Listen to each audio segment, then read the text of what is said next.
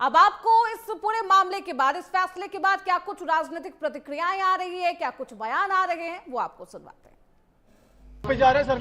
मैं जज साहब का बहुत बहुत शुक्रिया अदा करता हूं, जिन्होंने हमारे साथ न्याय किया, सत्य की जीत हुई। मैं हमेशा कहता था कि भगवान हमारे साथ है। मोदी जी ने और अमित शाह जी ने मिल के आजाद भारत का सबसे बड़ा राजनीतिक षड्यंत्र रचा। आम आदमी पार्टी को खत्म करने के लिए आम आदमी पार्टी के सबसे बड़े 5 नेताओं को जेल में डाल दिया गया। यहां तक कि सिटिंग चीफ मिनिस्टर, जो आज तक भारत के इतिहास में कभी नहीं हुआ, सिटिंग चीफ मिनिस्टर को उसके घर से घसीटकर जेल में डाला गया और 6 महीने तक जेल में रखा गया। हमारे उप मुख्यमंत्री मनीष सिसोदिया जी, उनको लगभग 2 साल तक जेल में रखा गया। पूरा का पूरा फर्जी केस था।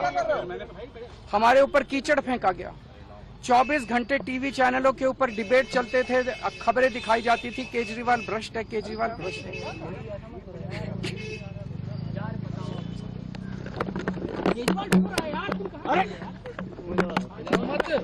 और आज ये साबित हो गया, कोर्ट ने कहा है कि केजरीवाल कट्टर ईमानदार है, मनीष सिसोदिया कट्टर ईमानदार है, आम आदमी पार्टी कट्टर ईमानदार है।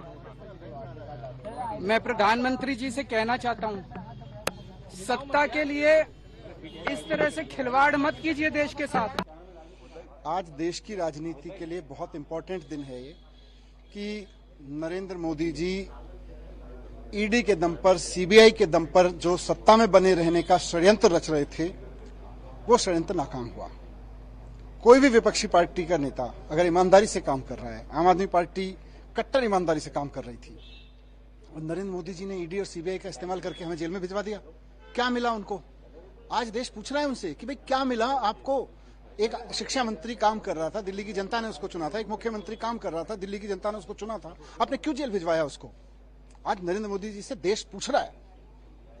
सबसे पहले मैं ईश्वर का धन्यवाद देना चाहूंगी। इस दुनिया में चाहे कोई कितना भी शक्तिवान हो जाए, लेकिन ईश्वर की शक्ति के ऊपर नहीं हो सकता। मैं जज साहब का भी धन्यवाद देना चाहूंगी, जिन्होंने इतनी हिम्मत दिखाई। अरविंद जी ने पूरा जीवन ईमानदारी से जिया है और उनका एक ही ध्येय है कि ये देश खूब तरक्की करे, लेकिन इन लोगों ने अपने सत्ता के लालच में। चले अब आपको सीधे ले चलते हैं दिल्ली, जहां पर अरविंद केजरीवाल प्रेस कॉन्फ्रेंस कर रहे हैं। क्या कुछ कह रहे हैं, सुनिए। आज के इस माहौल में जब सारी संस्थाओं को, सारे अथॉरिटीज को डराया जा रहा है, धमकाया जा रहा है, ऐसे में इतना बड़ा न्याय करने के लिए जज साहब ने वाकई बहुत हिम्मत दिखाई है। मैं उन सभी वकील भाइयों का धन्यवाद करना चाहता हूं, जिन्होंने एक एक कदम हम लोगों का साथ दिया, हमारी ये लड़ाई न्यायालय में लड़ी।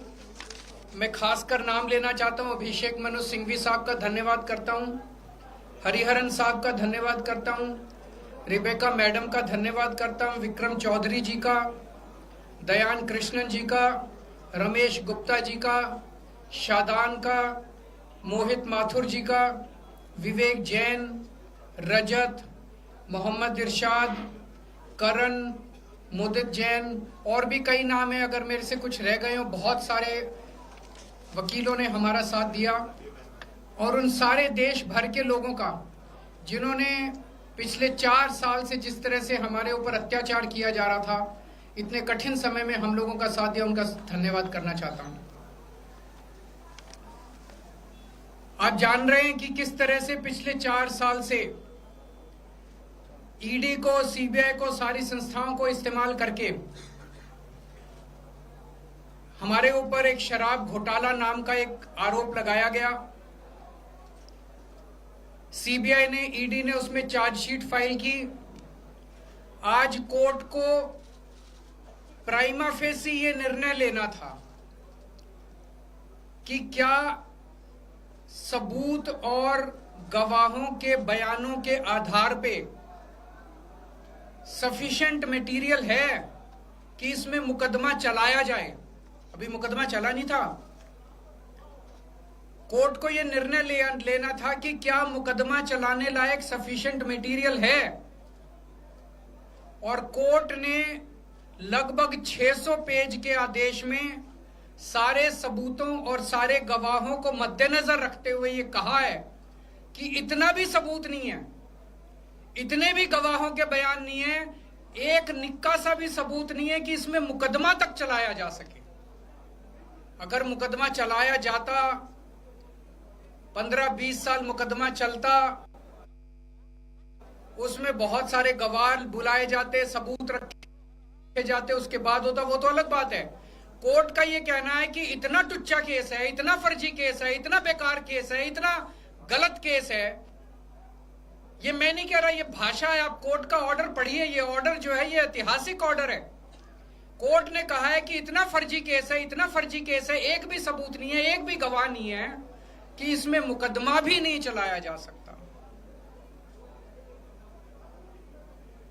ये पूरा षड्यंत्र किसने रचा, क्यों रचा? ये पूरा षड्यंत्र 2 लोगों ने मिलकर रचा, नरेंद्र मोदी जी और अमित शाह जी। और आज उन दोनों को पूरे देश से माफी मांगनी चाहिए। उन दोनों ने मिलकर षड्यंत्र रचा कि आम आदमी पार्टी को खत्म किया जाए, आम आदमी पार्टी को बर्बाद किया जाए। और उस षड्यंत्र के तहत आजाद भारत का सबसे बड़ा और सबसे घिनौना षड्यंत्र रचा उन लोगों ने। वो देख रहे थे कि दिल्ली में वो हमें नहीं हरा सकते, वो देख रहे थे कि दिल्ली की जनता हमारे कामों से बहुत खुश है, वो देख रहे थे दिल्ली में कामों की राजनीति के आधार पे वो कहीं खड़े नहीं होते, तो उन्होंने एक षड्यंत्र रचा। जनता जानती है कि केजरीवाल ईमानदार, उन्होंने कहा केजरीवाल की ईमानदारी पे चोट करो।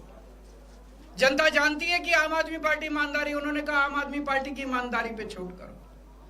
उन्होंने आम आदमी पार्टी को खत्म करने के लिए षड्यंत्र रचा और बोले केजरीवाल बेईमान है, केजरीवाल बेईमान है, केजरीवाल बेईमान है, केजरीवाल ने शराब घोटाला किया, केजरीवाल पैसे खा गया, केजरीवाल ने 100 करोड़ रुपए खा लिए।